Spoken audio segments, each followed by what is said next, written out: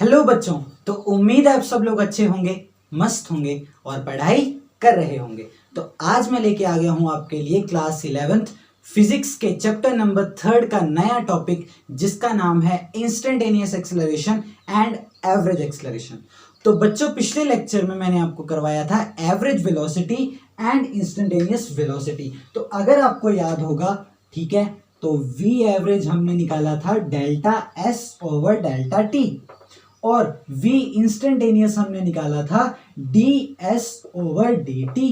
अब देखो यहाँ पे, देखो इन दोनों का मतलब क्या था बच्चों। देखो, अगर मैं यहाँ पे एक पॉइंट से दूसरे पॉइंट तक गया, ठीक है, तो इस पूरी जर्नी में गाड़ी कितनी वेलोसिटी के साथ आगे बढ़ी वो हमको बताएगी एवरेज वेलोसिटी।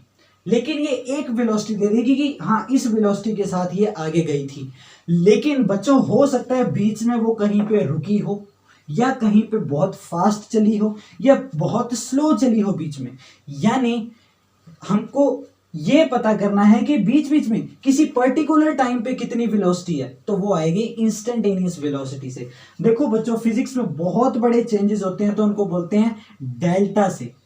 किससे चेंज को किससे डिनोट करेंगे? डेल्टा से। लेकिन अगर बहुत छोटे चेंज की बात करूं, अब मैं पर्टिकुलर टाइम की बात करूं, यहां पे कितना डिस्प्लेसमेंट है, तो मान लिया ये कितना हो गया ds। बड़ा चेंज डेल्टा, छोटा चेंज ds, बस इतना ध्यान में रख लो, ठीक है बच्चों। तो यहां से फिर इसकी क्या करनी पड़ती थी, हमको डिफरेंशिएशन करनी पड़ती थी। बहुत डिटेल में मैंने करवाया है, न्यूमेरिकल भी मैंने करवाए थे, ठीक है। आज हम करेंगे एक्सलरेशन। देखो बच्चों, अगर कोई बॉडी चल रही है, वेलोसिटी उसकी चेंज नहीं हो रही, सेम वेलोसिटी के साथ जा रही है, तो उसको बोलते हैं यूनिफॉर्म वेलोसिटी। क्या बोलते हैं? Uniform velocity. और अगर कोई बॉडी चली है लेकिन उसकी वेलोसिटी चेंज होती जा रही है, कभी ज्यादा हो गई, कभी कम हो गई, कभी जीरो हो गई, तो यानी वेलोसिटी टाइम के साथ क्या हो रही है? चेंज हो रही है। वेलोसिटी टाइम के साथ चेंज होती है तो उसी को बोलते हैं एक्सलरेशन या एक्सलरेटेड मोशन। तो एक्सलरेशन क्या है बच्चों? एक्सलरेशन क्या है? एक्सलरेशन क्या है? तो एक्सलरेशन क्या है? एक्सलरेशन है बच्चों the change of velocity, the change of velocity with respect to time. The change of velocity with respect to time is called as acceleration. अब देखो बच्चों, वही बात मैं करने जा रहा हूं। मान लिया कोई गाड़ी यहाँ पे है, ठीक है, ये कहीं आगे, ये चली v1 वेलोसिटी के साथ और टाइम है यहाँ पे t1। यहाँ पे चली है ये v2 वेलोसिटी के साथ और टाइम हो चुका है t2। ठीक है बच्चों, इसके टायर तो बना ही नहीं। चलो, तो देखो बच्चों, अब कितनी वेलोसिटी चेंज हो गई इस पूरे इंटरवल ऑफ टाइम में। यहां की वेलोसिटी देखेंगे, यहां की वेलोसिटी देखेंगे, दोनों को माइनस करके पता चल जाएगा कि कितनी वेलोसिटी चेंज होगी। और यहीं से हम निकाल लेते हैं average acceleration, delta v over delta t। Velocity कितनी चेंज हुई, टाइम कितना चेंज हुआ। लेकिन बच्चों, ये तो हमको पता, अब हमको इससे ये नहीं पता चल रहा है कि बीच में वो किस किस एक्सेलरेशन से जा रही थी। वो किसी ने पूछ लिया कि यहाँ पे कितनी एक्सेलरेशन थी इस पॉइंट पे उसकी, तब आपको करना पड़ेगा इसका इंस्टेंटेनियस एक्सेलरेशन कैलकुलेट। तो इंस्टेंटेनियस एक्सेलरेशन क्या होती है बच्चों? ये डेल्टा v, मान लिया अब यहां पे वेलोसिटी कैलकुलेट कर रहे हैं एक्सेलरेशन, तो देखो बहुत छोटी वेलोसिटी हो जाएगी। पहले तो ये बहुत बड़ा चेंज था, तो इसको हमने बोल दिया delta v, that is v2 minus v1। और ये टाइम का बहुत बड़ा गैप है, तो इसको बोल दिया डेल्टा t, यानी t2 माइनस t1। अब ये वेलोसिटी का गैप होते होते बहुत कम हो गया, यानी डेल्टा v लगभग जीरो के ही पास पास है और डेल्टा t भी लगभग जीरो के ही पास पास है। इस सिर्फ इतने की हिस्से की बात करूं मैं, यहां पे कितनी होगी, तो देखो अब ये क्या बन जाएगा, ये बन जाएगा dv और ये बन जाएगा dt। जैसे हमने वेलोसिटी में किया था वैसे ही यहां पे करेंगे। तो यानी देखो, अगर एवरेज एक्सेलरेशन होती है delta v over delta t, तो इंस्टेंटेनियस एक्सेलरेशन यानी सिंपली एक्सेलरेशन भी बोल सकते हैं, तो ये होती है dv ओवर dt। ये बच्चों ध्यान में रखना है आपने।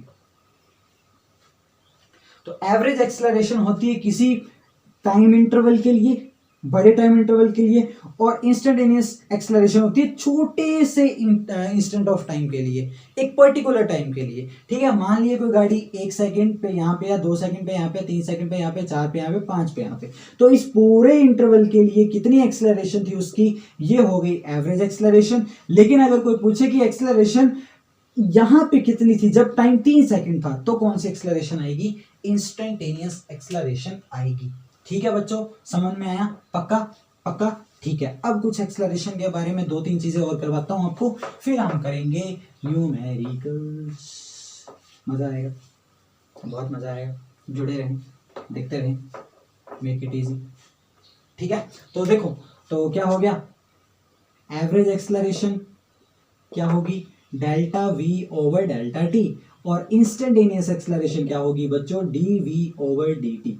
ठीक है, अब देखो यहां से मैं एसआई यूनिट निकाल सकता हूं, एसआई यूनिट ऑफ एक्सेलरेशन। तो क्या होगा बच्चों, देखो ऊपर वेलोसिटी है यानी मीटर पर सेकंड है, नीचे टाइम है यानी सेकंड है। तो देखो ये सेकंड यहां पे आया, मल्टीप्लाई हुआ, यानी क्या बन गया, मीटर पर सेकंड स्क्वायर। तो SI unit of acceleration is metre per second square. इसका डायमेंशनल फॉर्मूला भी निकाल सकते हो बच्चों, डायमेंशनल फॉर्मूला आपके पास, फॉर्मूला वो रहा, आप यहां से भी निकाल सकते हो। देखो ये है मीटर यानी लेंथ, ठीक है, नीचे है टाइम का स्क्वायर, तो ये आ गया टाइम का स्क्वायर, तो इस टाइम को मैं ऊपर ले जाऊंगा तो एल टी माइनस 2, m0 भी लिख सकते हो। तो ये आ गया डायमेंशनल फॉर्मूला।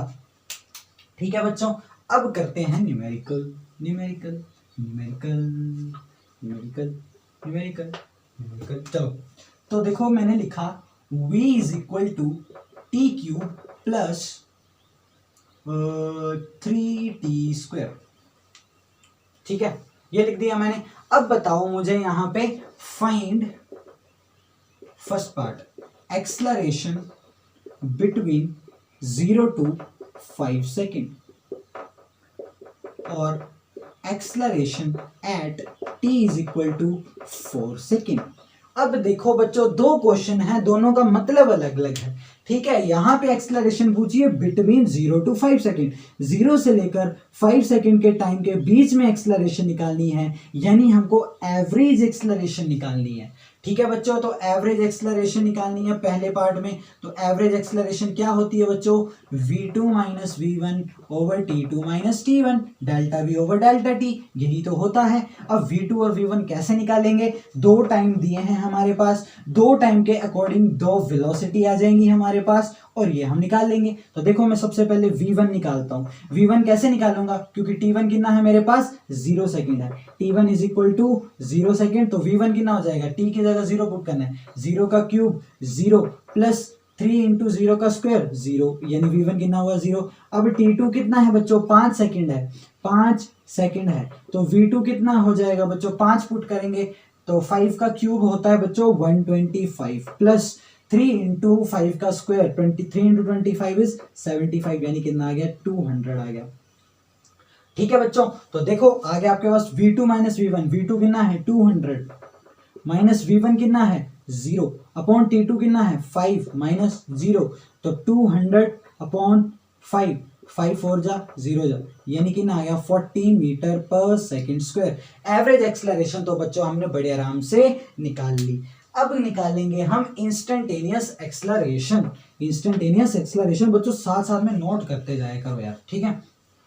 चलो अब सेकंड पार्ट हमको निकालनी है इंस्टेंटेनियस एक्सेलरेशन, और वो होती है D V over D T. यानी आपको क्या करना है, इसको डिफरेंशिएट करना है। तो डिफरेंशिएट तो आपको आती है करनी, ठीक है, बता देता हूं मैं। y इज इक्वल टू बच्चों x raise to power n होता था, तो dy ओवर dx क्या बन जाता था, n को लिख देते थे पहले, फिर लिखते थे x, फिर लिखते थे पावर में से -1, यही होती थी। तो देखो ये है x raise to power n यानी t रेज टू पावर 3, तो पावर लिख देंगे पहले, पावर लिख दी पहले, फिर लिखा t, फिर लिखा पावर में से 1 माइनस करके 3 - 1 इज 2, प्लस दोनों की डिफरेंशिएशन अलग अलग होगी, बस बीच में प्लस माइनस हो तो ठीक है। अब यहाँ पे 3 के साथ तो नहीं छेड़ना, नहीं छेड़ा, पावर को लिखा पहले, लिख दिया, उसके बाद t पावर 2 - 1 इज 1, तो कितना हो गया ये बच्चों 3t² + 6t। तो ये आ गया एक्सेलरेशन आपके पास, लेकिन निकालना कब है आपको, t is equal to 4 second पे। तो when t is equal to 4 second, तो बस यहाँ पे t इज इक्वल टू 4 आप पुट करोगे तो एक्सेलरेशन आपके पास आ जाएगी 3 इंटू 4 का square is 16 plus 6 into 4 is 64। ठीक है, तो कितना आ गया ये 16 3 जा 48 प्लस 6 4 जा 24। तो कितना आंसर आएगा 48 प्लस 20 68 और ये 72 मीटर पर सेकेंड स्क्वायर। तो ये आ गया बच्चों आपके पास इंस्टेंटेनियस एक्सेलरेशन की t इज इक्वल टू 4 पे इतना एक्सेलरेशन था। समझ में आया? ठीक है, ठीक है, चलो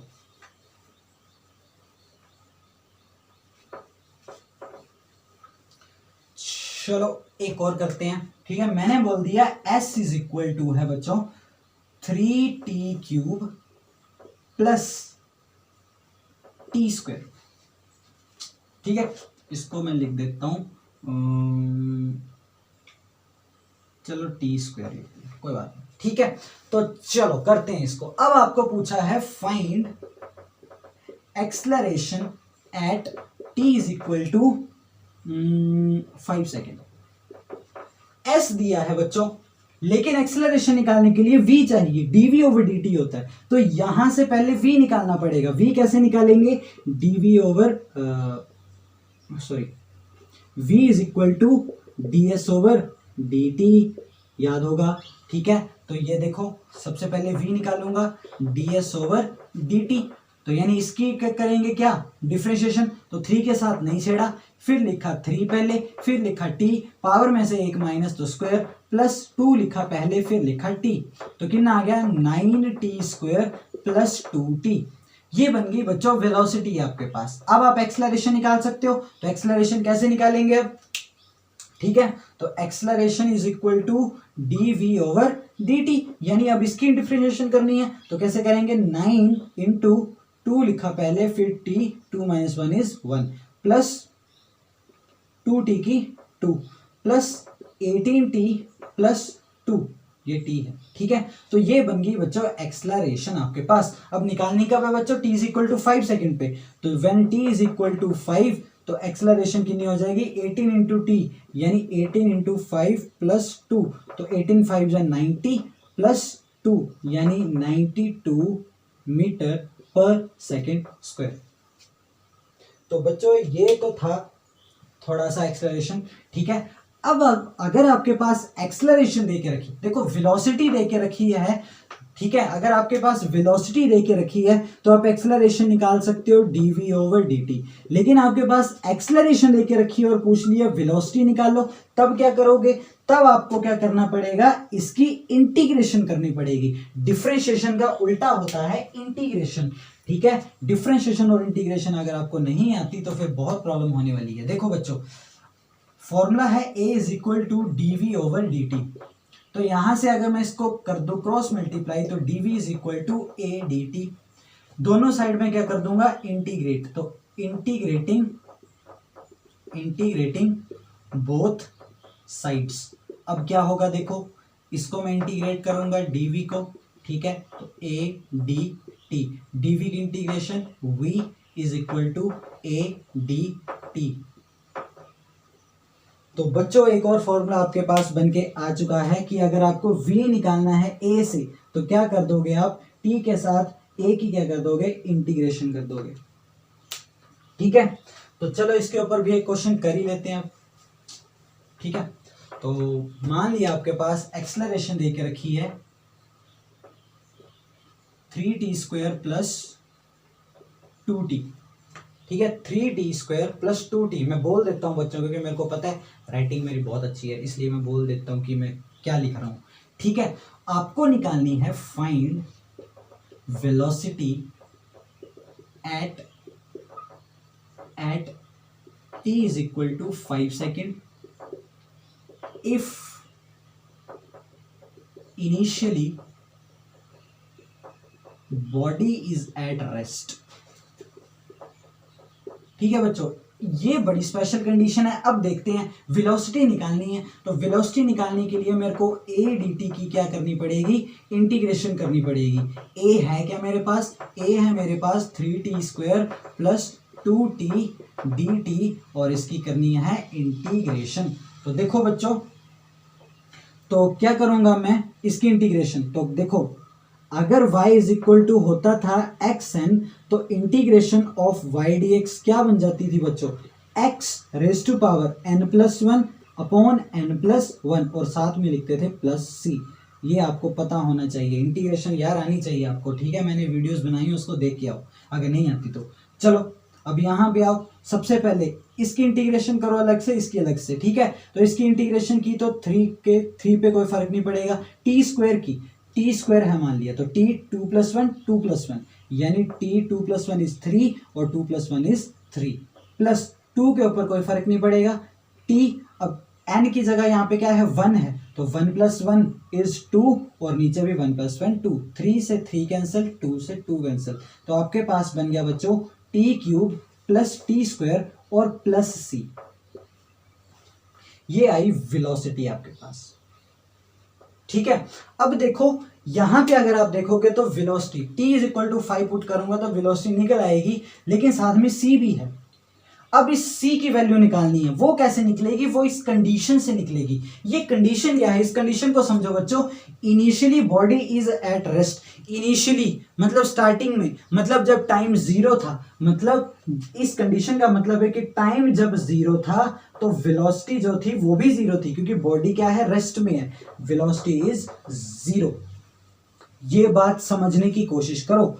इनिशियली यानी टाइम इज इक्वल टू 0, जब टाइम नहीं था कुछ भी तो बॉडी क्या थी, रेस्ट पे थी, रेस्ट पे थी यानी वेलोसिटी उसकी कितनी थी 0, मतलब t इज इक्वल टू 0 पे v इज इक्वल टू 0 था। अब यहाँ पे आ जाओ, तो अगर मैं यहाँ पे देखूं v और t को 0 0 पुट कर दूं तो 0 is equal to 0 plus 0 square is 0 plus c, तो यहाँ से c कितना आ गया मेरे पास, 0 आ गया। तो इस कंडीशन की मदद से हमने क्या किया, c की वैल्यू निकाली। तो c की वैल्यू निकाल लूंगा मैं तो कितना आ जाएगा, देखो अब v क्या बनेगा मेरे पास, v बनेगा मेरे पास t³ plus T square plus c था, लेकिन c तो 0 है, तो ये बन गई मेरी वेलोसिटी का एक्सप्रेशन। अब मैं यहाँ पे t is equal to 5 put करके वेलोसिटी निकाल दूंगा, t is equal to 5 put करो वेलोसिटी निकाल दो। समझ में आया? तो ये क्वेश्चन बहुत इंपॉर्टेंट था, ऐसे क्वेश्चन पूछे जाते हैं, ठीक है। चलो एक ऐसा क्वेश्चन आपको होमवर्क में देता हूं, तो आपको क्या करना है, इसको ट्राई करना है और नहीं होगा तो कमेंट करना है, ठीक है बच्चों। तो a इज इक्वल टू है मेरे पास 3t³, चलो 3t स्क्वायर प्लस 4t³। आपको निकालनी है find velocity at t is equal to 10 seconds if at t is equal to 2 second velocity is मान लिया -10 मीटर पर सेकेंड, ठीक है बच्चों। तो ये इस कंडीशन से आप क्या करोगे, c की वैल्यू निकालोगे और फिर यहाँ पे इसको निकाल लोगे। तो ये था बच्चों आज का लेक्चर, आई होप आपको समझ में आया होगा, पसंद आया होगा। सो रिवाइज करते रहिए, वीडियोस देखते रहिए, मेक इट इजी देखते रहिए, चैनल नया है सपोर्ट करते रहिए। Thank you so much, love you.